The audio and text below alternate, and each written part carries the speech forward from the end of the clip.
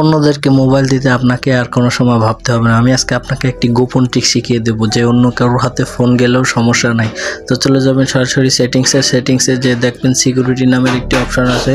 এই সিকিউরিটি অপশানে ক্লিক করবেন। এরপরে নিচে আসবেন, নিচে এসে দেখবেন অ্যাডভান্স অপশানে ক্লিক করবেন। অ্যাডভান্স অপশানে ক্লিক করার পরে দেখবেন এখানে অ্যাপ পিনিং নামের একটি অ্যাপস আছে। বন্ধুরা দেখতে পাচ্ছেন নিচের দিকে অ্যাপ পিনিং। এবার এটিকে আমি অন করে দেবো। আমার আগে থেকে অন করা ছিল, আপনারা অন করে নেবেন।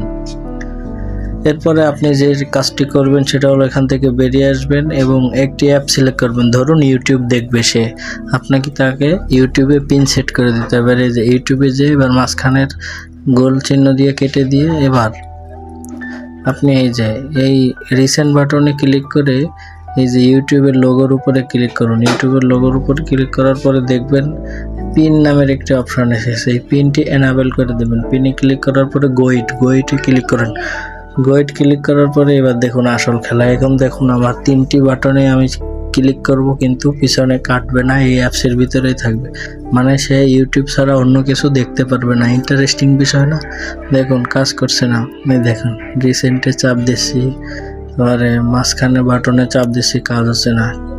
এটিকে ঠিক করতে গেলে আপনাকে এই নিচের কর্নারের 2 কোণা 2টি বাটনে ক্লিক করে বেরিয়ে আসতে হবে।